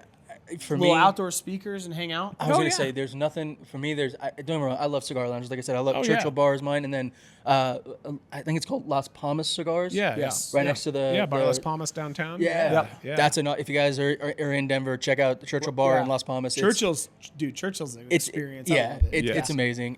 But it's funny because there's just something different about smoking outside. Yeah. With a fire, anything you can't. For me, you can't beat that. Or Yeah. while you're golfing. There you go. Oh yeah, yeah. Golfing cigars still the ultimate. Yeah, that's awesome. Charlie, we'll get you out. No, yeah. Here's my other question then, because and this is kind of a cheap way when we're talking about having those kind of like. Let me see if I can say this right. He shed, she sheds. Not shed, he she said, shed. not he said, she said. He shed, she She shed. shed. You Yeah. can go to Home Depot or Lowe's and get those prefabricated Oh yeah. Yeah. sheds. Yeah, for I know. what, and so $1,500 many people are doing that. Yeah, like $2,000. Right. You can get yourself a nice. Now, also check your regulations in Yes. your neighborhood to make sure that you Correct. can do that. Right. Don't just throw one up. That could be bad for Yes. you on the long way around. But yes, the sheds are becoming super popular Right. because they're creating a detached space. Yes. For people to do stuff like that. I've seen people build them out and they open all the way up and they're this great bar that they can use. Hell, and- Costco has Yeah. one that is the little, yeah, that's the basically fold-out TV it's bar. basically a little it's a little. So you get, I mean, we've done this before. I've lived in 2 different new home construction sites, right? And my buddy JC, we were trying to figure out how to pave his patio, and we literally grabbed some of the guys that were working on a house that was still under construction. Like, hey man, do you guys do concrete work? Yeah, we do concrete work. I'm like, how much is it? Whatever, cheap as hell. So you could get somebody to come out and pay, pour you for a a slab. 400 square foot slab, stake it out, grab one of those sheds, Mm-hmm. put it on there as Yep. just a separate structure, as long as it's good with your HOA. Yeah, whatever yeah, it make is, sure, right? yeah. But you could do that cheaply, and now you've got something that is completely detached Yeah. from the house, right? Yeah. It has its own built-in insulation. If you do go in and out, like you were talking about with the door, it just vents into the night sky. Yeah. But that would be another really Yeah. cheap way to have just kind of put a little TV in there, fire pit, whatever, and have it set I've up seen as guys, a put the smoking little shed. electric fireplaces in there, Yeah. and they've got their TV, Yeah. and they've got a little bar in the corner, and I mean they create these cool little spaces. Yeah.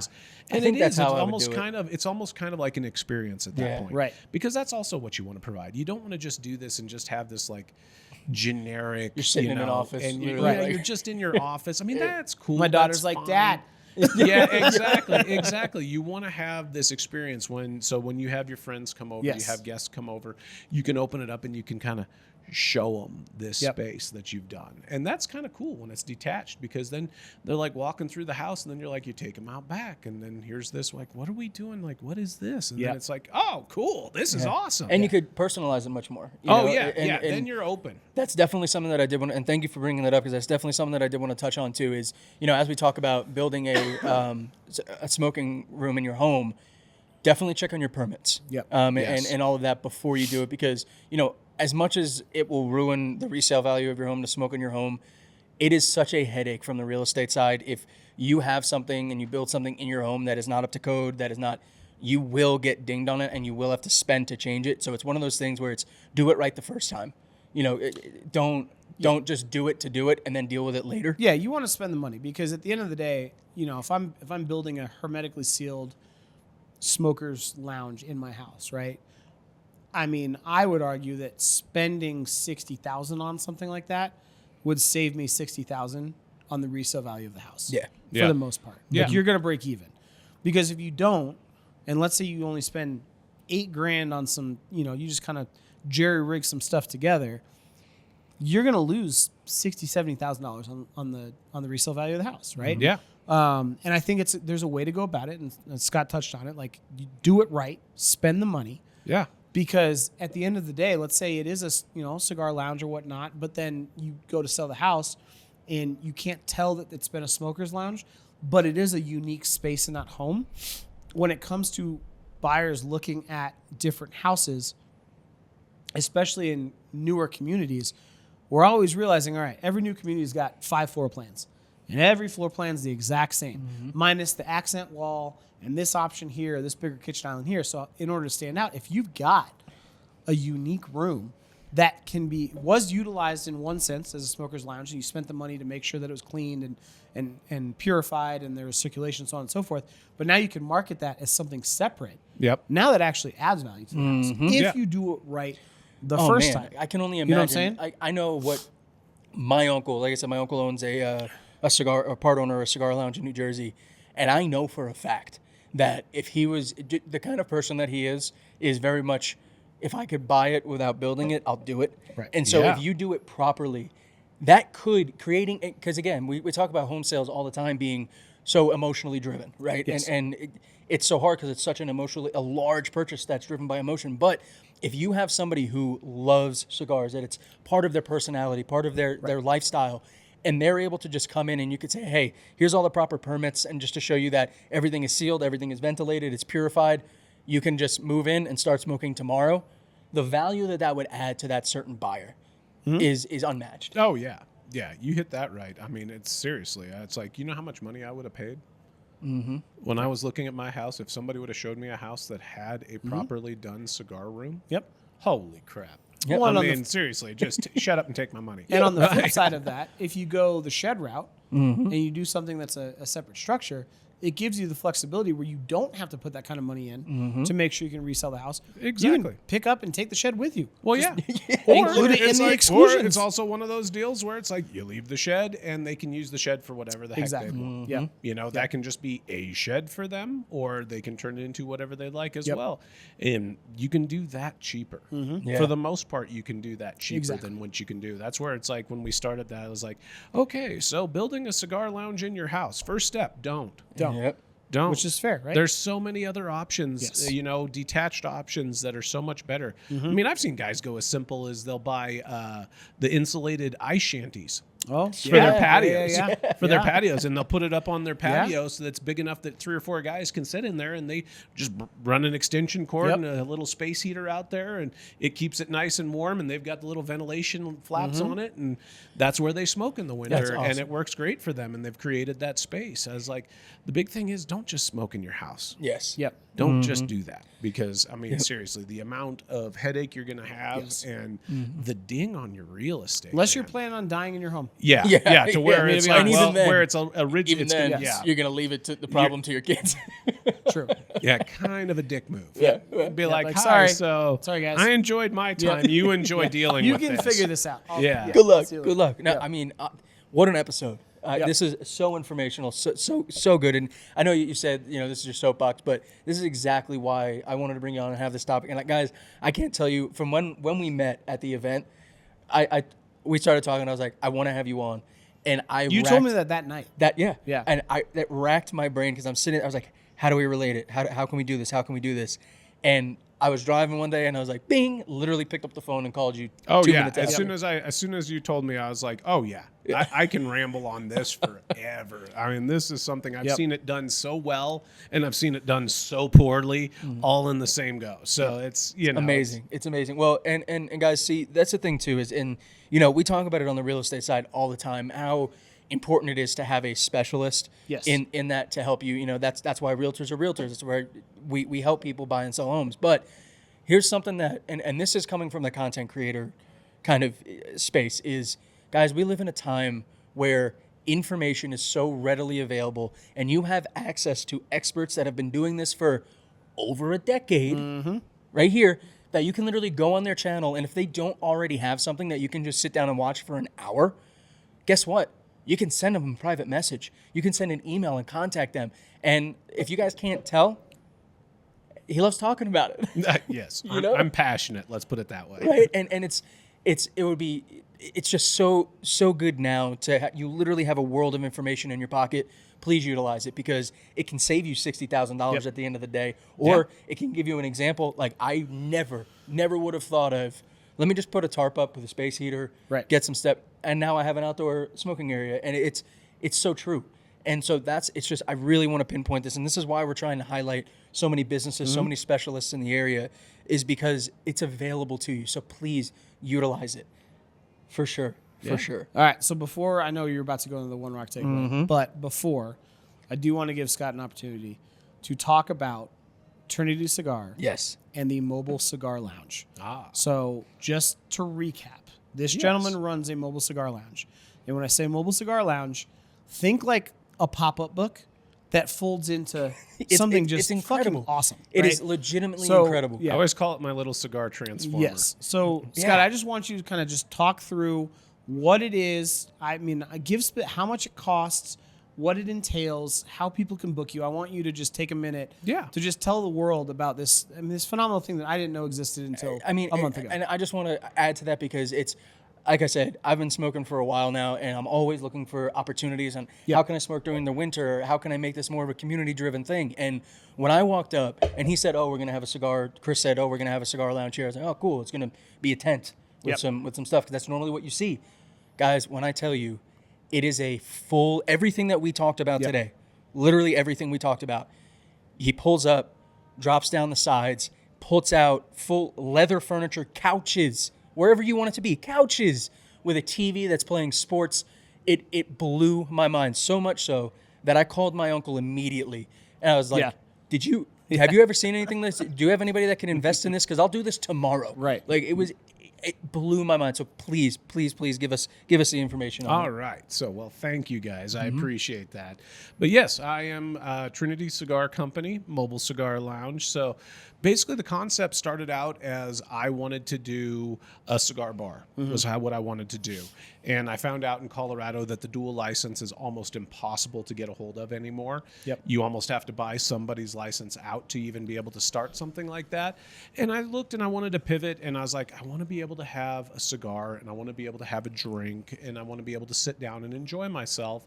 And then I'm looking through, and I came across a mobile cigar lounge that was an Airstream trailer that they had converted into a mobile cigar lounge. So I reached out to that gentleman, and basically from that concept, he told me about the ins and outs and the good and the bad and kind of what he does. And I really loved the thought and the idea, but I hated the fact that the Airstream trailer was so closed off. Sure. It was, I get where he was. He was based out of South Carolina, and it's hot. It's coastal. It's very, buggy. Humid. So you want to be able to get out of the weather Right. to be able to enjoy a cigar. Whereas here in Colorado, even in the wintertime, for the most part, sure, this morning it was cold. It was really brisk. As I say, But right now it's 50 and sunny. it's as I beautiful say, right now. God handpicked this state. Oh, yeah. Yeah. So, I mean, most of the time, you're comfortable outside, even with a jacket or whatever. So I designed this trailer out. It's a 24-foot, started out as a car hauler trailer. I designed it out with ATC trailers so that basically the whole side of the trailer folds down and turns into a giant patio space, and with railing around it, as well as the rear of the trailer folds down into a patio space with a walk-up ramp that comes in. So you've got about 350 square feet of space inside when it's fully open. 70-inch 4K television with satellite, so that way I can get pretty much anything that you want to watch on there. Internal and external speakers, so that way it's there. I retail about 30 different premium cigar lines, including 3 of my own house blends. 4 right now, because I've got my holiday edition that I just dropped that I do annually. I'm sorry to cut it, but guys, when you have somebody who has a passion around cigars and they put the effort into making their own blend, I got one from them when we were there, and let me tell you, how smooth it was, the overall, like a lot of cigars that you get, they coat your mouth and it's just like this stale, but it was tasty. It was so good, and that's one of the big benefits, and really something that I want to highlight about it is, you're not just going, and he's not just going to hand you Romeo and Juliet's. He's not just going to hand you Monte Cristos, because that's what people know. He's going to take the time, and he's going to tell you, like, this is why I did this blend. This is what this is supposed to represent. And it's an experience that, again, just phenomenal. It's very unique. Yeah, It's phenomenal. But unique. sorry to cut you off. No, you're fine. You're fine. I'll take the props all day. Right? But no, so we do everything from private rentals where I've done events for football where there's been 5 or 6 friends that came together and they wanted to watch the game and smoke cigars. The wife didn't want them in the house or in the garage for the cigar smoke. So they booked my mobile cigar lounge. I came out to the house, set up the whole lounge, put on the game, just hung out with 6 guys. We smoked cigars, watched the football game, had a great time.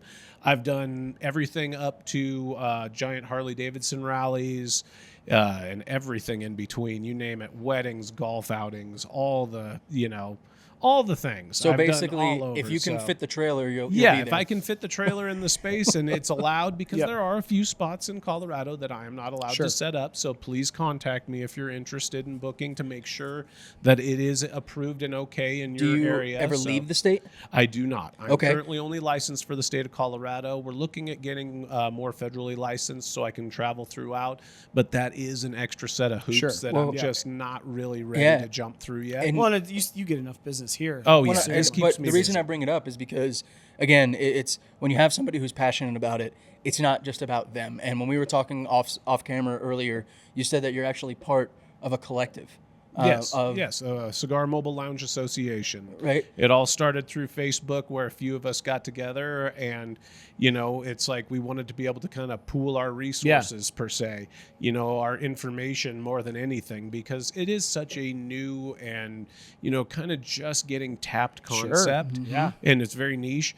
So it's one of those where we wanted to come together and, be able to share that ideas. Those of us that have been doing it for a few years can kind of share some of the stuff that we've had and problems that we've had and also successes that we've had. So people can maybe the next, line that's coming down can maybe skip a couple of those things and just kind of get into the And that's better why I bring it stuff. up because looking at our demographics and guys, listeners, viewers, thank you so much. Honestly, when I pull up the performance map on YouTube and as well as you can see where people are watching from. I thought it was going to be a big red bubble just in Colorado and Denver. We got people in New Mexico. We got people in California, Seattle, Washington, New York, North Carolina, all around. So the reason I bring it up is because, again, reach out. Yeah. Because if you're in California and you want to do something like this, he can reference you to somebody that's there that you can do the work with and keep up with Trinity Cigars because again, once he gets that federal license, I'm sure he'd be happy to come out and help you. Oh yeah, for sure. But so our base rentals our 3-hour rentals start at $700.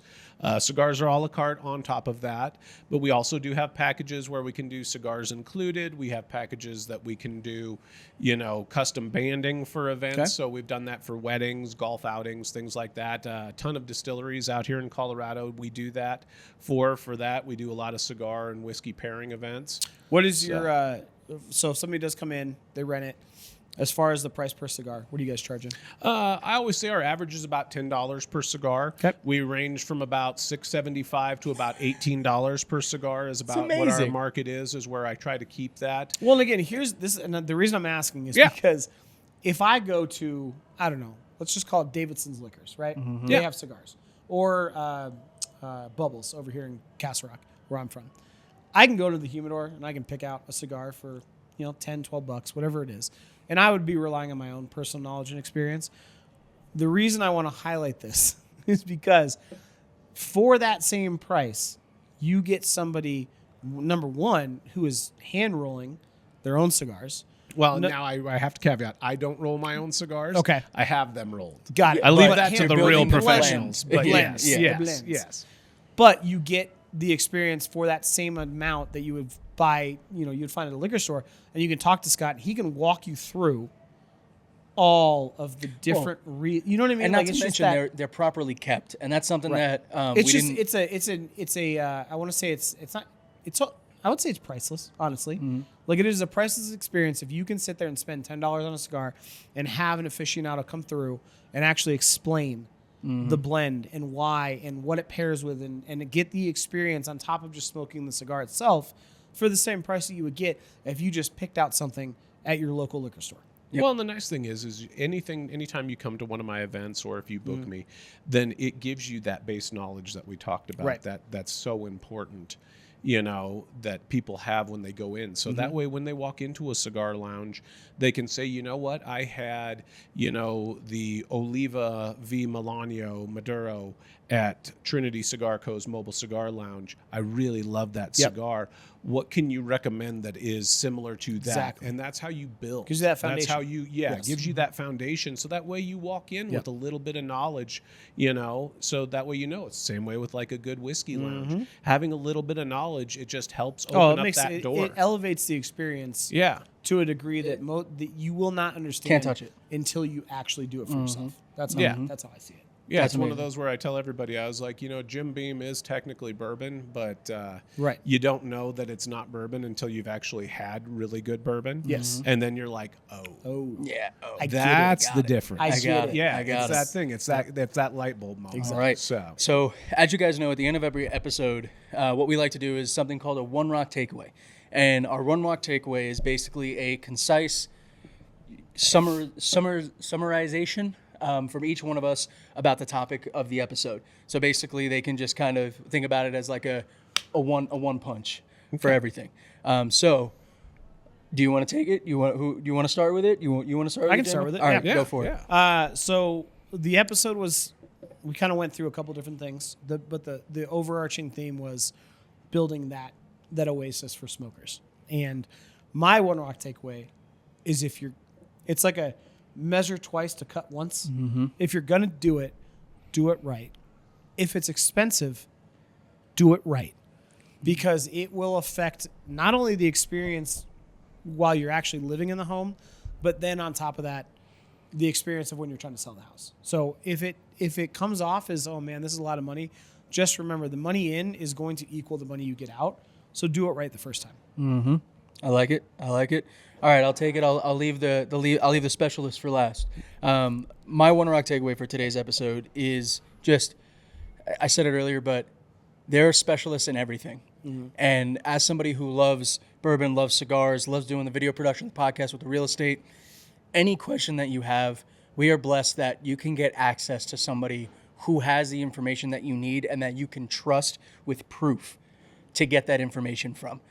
So just one rock takeaway from today's episode: if you are starting the adventure of either trying cigars, getting into cigars, or wanting to build out your own cigar lounge in your home, take the time and do your research, because it can save you thousands of dollars doing it right and talking to somebody who knows what they're doing.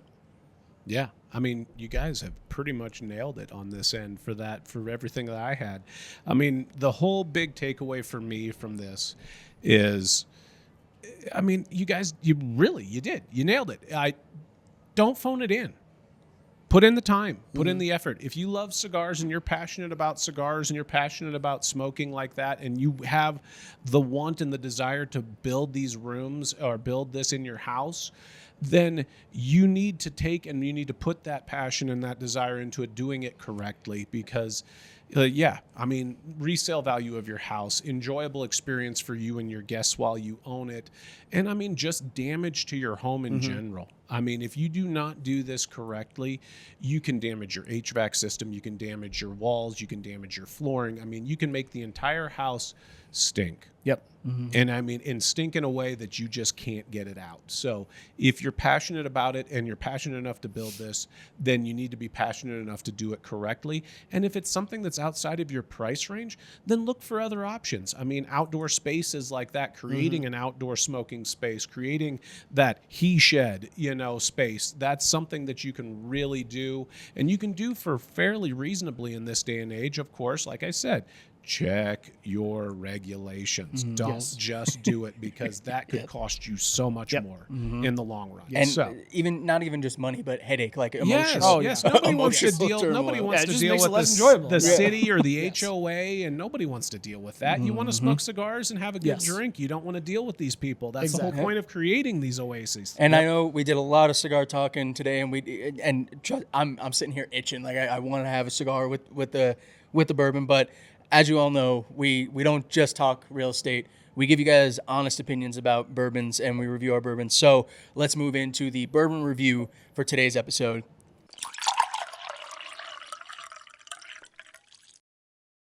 And again, on today's episode, we are drinking Old Elk Cigar Cut, and this bottle specifically is made in rum sherry casks, 6-year aged, and it's made specifically to be a cigar bourbon. And on that note, I'm gonna say just straight up, that's exactly what this is. Oh yeah, For me, for sure. is a cigar bourbon in a way where, if Oscar was here, I would say that Oscar would shy away from this. Yes. Because it's not a traditional bourbon. It's not gonna give you that real heavy burn. No, with it's just that a earthy- niche. It's a niche bourbon. Yes, bourbon. but yeah, absolutely a niche bourbon. for how it was made, it is perfect. Yes. And I think that this would pair so well with almost any cigar. Maybe a lighter wrap might not be the best because of the sweetness. going No, really I- light yeah. on the Connecticut's. This is going to overpower it a little bit. Yes. So you want to match body at least. Yes. Yeah. So I would say start with a medium-bodied cigar, and build from there. Medium to full-bodied cigar is going to hold up, but the cigar is going to lead the dance on that one. So, Yes, I agree. But yeah, it works. It And works. It's funny it's because I was actually gonna sit there and be like, all right, so give me, and sorry to cut you off, JMO, but It's okay, I in can't your talk anyway. in your expertise, can you name me 3 cigars that you would personally recommend to smoke while sipping this one? Goodness, yes. So right off the bat, it's one I carry in the lounge. It's the Oliva V Melanio Maduro. Those dark chocolatey notes and espresso notes are going to come through, and they're going to shine with those nice stone fruit, honey, and vanilla notes. It's going to be a beautiful balance. The Oliva is going to lead the dance just a little bit, as I said. I love Oliva. because it is a nice medium to full-bodied stick, but it's not an overpowering stick. It's not a spicy stick overall, so it's not going to do that. It's not going to hit your palate and make it harsh. It's going to be this very warm, very inviting pairing on that. The next one I would do would be the Drew Estates Undercrown Maduro. That one is dark chocolate, just a little touch of coffee, black pepper on that cigar. That one, it's going to have the cigar is going to take a little bit of a back seat. That is more medium plus bodied in that one, where that one is, you're going to have these sweet notes and these warming notes on the whiskey itself, especially that rum and sherry finish that you can really pull through on the taste. That's exactly. That's going to sweeten up that cigar. That cigar is a little darker, a little earthier on that profile. So it's going to almost like a sweeten latte. that up. Yeah. Make it So almost it's like a going latte. to really give you this nice little balance and blend. And then for a really nice change up, if you want something that's going to be lighter wrapped, but still going to have really good flavor, the Dunbarton Tobacco and Trust, the Sobremesa Brûlée, it's their Connecticut shade wrapped cigar.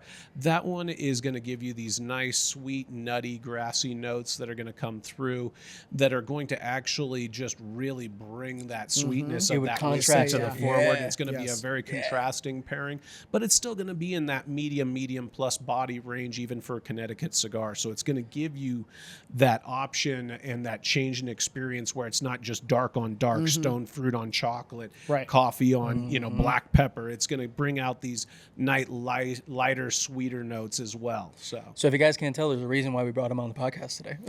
I geek out. What can I say? I love it. I love it. And that, Facts. but again, guys, imagine sitting in a cigar lounge, sipping on a bourbon, and him going, "Oh, this is why," and then talking exactly like that. Like that's the experience that I got. Yep. And it blew me away.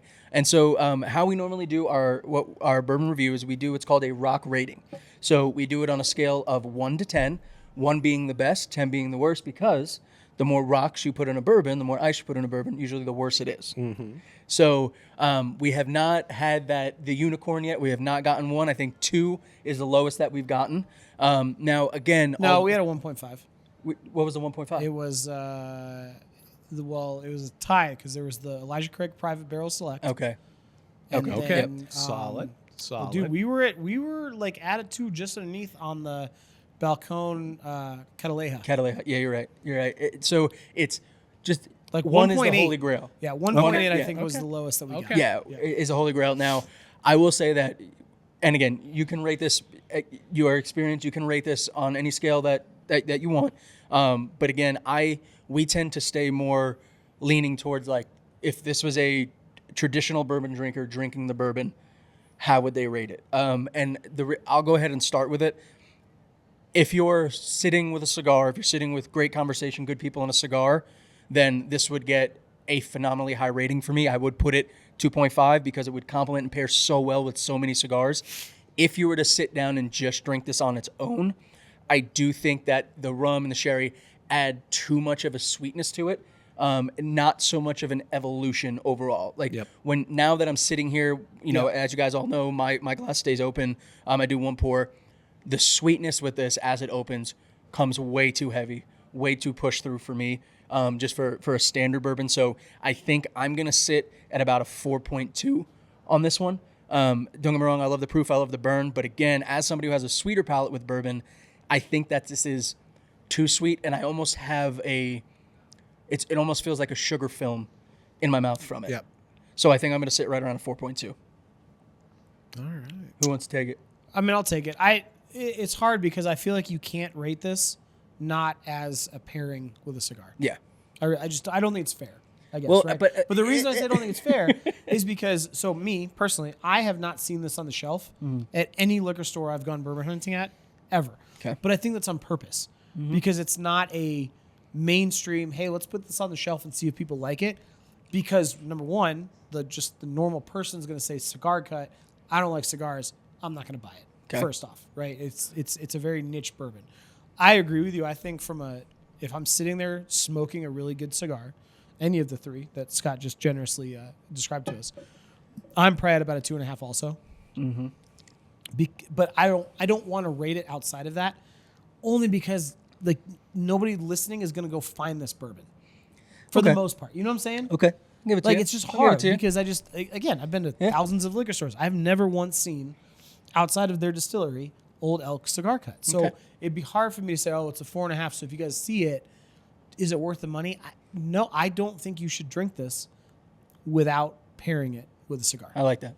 I'll take So that. I like that. with a cigar, I'm saying 2.5. Okay. Yeah. Fair. So, okay, I'm a little bit tough on that because I liked where you were going with this. There is a cloying sweetness to this on its own without a cigar that is dominating the profile for me. It is one that I like sweet bourbons. I really do. It is something that I strive for. I'm not into that big oaky, heavy. I know it's sacrilege for a lot of people, but I think Pappy 23 is absolutely awful. I really don't think it's for me. I was like anything past a Pappy 15, I think is just too oaky. It's too heavy. So it's one of those where I do like the lighter, the sweeter ends. I love the proof on this because in my mind, whiskey doesn't get interesting till it's over 100 proof. We've gone that evolution. You've got to too. get, other than that, I mean, yes, there are exceptions to everything. But, so, getting back to it, with a cigar, I would definitely put this at probably a good solid, 4 rock for me. On its own, I'd probably go more like a 5.2 rock for that, just because it is just so heavy on that barrel sweetness, on that cask finish sweetness, that it's almost becoming the dominant profile now that I'm finishing this glass, that it's just what lingers on my palate, and I want more of those bourbon notes. I want less of those rum, sherry, port cask notes, and I'm getting too much of that. Yes. Yeah, and I agree. Well, so 2 things. Number one, I think I'm getting 60% of that, and I think my palate's actually muting the sweetness. Yeah, because I think honestly, you know what I mean? I honestly think because I'm not trying to be mean, but you remember the Breckenridge rum barrel. You remember how we were like, this is like fake syrup. Yeah. See, and I'm not tasting it. I think it's because my my tongue and the top of my throat. Top of your palate is where it's just lingering. And I agree. I think if you put a couple of rocks in there, just in general, it'll open it up a little bit more. It'll mute that sweetness to the point. Yes. And you know my palate, right? I'm a sweet bourbon guy. I don't taste sweetness. Yeah, okay, but I think it's definitely the sickness. Yes, it's definitely because I'm listening to you guys. I'm like, I want want to be on the same page. I feel like I'm reading a different book. Yeah. And I came very unprepared to class. I'm like, ooh, wait, what chapter are we on? For me, this is a very dessert whiskey. Yes, that's exactly what I was going to say. It's and a I would very agree with dessert you whiskey. And honestly, with a really good cigar, this would be delicious. Yes. That's the purpose, right? Yes, and because that would be very delicious because that sweetness would really balance most of those evening cigars that you're going to have that are usually darker, usually heavier, But I absolutely see why this is not widely distributed. Yeah. Because it is so niche. I love what they did with it, though. Yes, I love the definitely- idea. Yeah, I think it serves the purpose that Yeah, they bottled exactly, it for. Exactly. 100%. It fits. It fits. It does. It's not a 100%. knock to the bourbon itself. No. It's a very good. No, I bourbon. think it's when you. It's like I don't know. Like I said, we're almost at 80. Here, this is kind of how I would compare it to, like, people that drive or buy Porsches. Like, you either love or you hate it. Like, there's not an in between. Like, oh, I think I'm just gonna buy a 911 because, like, there's people I talk to that absolutely cannot stand, will never buy a Porsche. Yeah. People that will only buy Porsches because of things that only people that love Porsches would appreciate. I think this is on that same vein. Like, they knew, hey, we're gonna make a cigar cut. It's going to be for those individuals that are pairing it with a nice medium to heavy body cigar. Yep. But to your point, if it's a lighter cigar, it's going to come off very, very different. They're going to play off of each other very differently. So I get it. Like, unapologetically, they knew what they were doing. Yeah. To the wide, array of, like, a beginner bourbon drinker, I wouldn't give this to. No. Right? No, I would. it would set a 'cause false this expectation isn't a great great example Yes. of traditional Right. bourbon. Yeah. This is a very unique Yes. take on bourbon, Yep. and like I said, you think get it's it. Yeah, it's perfect supposed for to what be- it is. Yeah, it's kind of the greater than the sum of its parts type Yeah, situation. this is one you have on the shelf and you only bring out when you've For those got somebody moments. like Scott coming by with some cigars. Yeah. And you go, all right, dude, here's what we got. Let's Yeah. let's yeah, have some fun. it's Absolutely. time to break that out. Absolutely. All right. Thank you all. Thank you so much for coming, Scott. course, This of course. This has added been so fun. much value, so much information to the viewers to listen. It's been such a great conversation. I've learned so much. Oh, yeah. That I'm going to take away from it. Yep. Now, what I'd love to do is please let the people know where can they find you, how can they contact you, and give us all of it. All right, for sure. So I am at trinitycigarco.com on my website. Email is trinitycigarco@gmail.com. You can also contact me through my Instagram and Facebook pages at Trinity Cigar Co. Right now, we are kind of slowing down for the winter season, so public events are getting a little thin. We've got a few coming up to finish out the year with Distillery 291 down in Colorado Springs. Oh, yeah. We haven't had that yet. As well as Odyssey Beer Works. So please follow me on my social media pages. If you're interested in booking, we are booking for the 2025 season right now. So you can reach out to me. We can get everything on the dates. I know weekends fill up quick.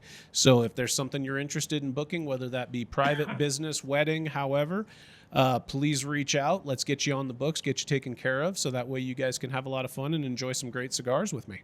Sweet. I love it. And I know Trinity Cigars is your main Yes. point, but you also have a phenomenal channel. Yes. So, Right? yes, I'm also a contributor with Cigar Dojo. We do 2 shows a week live on Facebook, YouTube, and X, which I can never get used to saying that. Yeah. Twitter. But it's one of those where we do those Wednesday and Friday. Our Wednesday show is Flavor Odyssey. So it is a cigar and drink pairing show. So, for instance, this week we're going to be using Aganorsa Leaf brand cigars and picking our best drink pairing with that.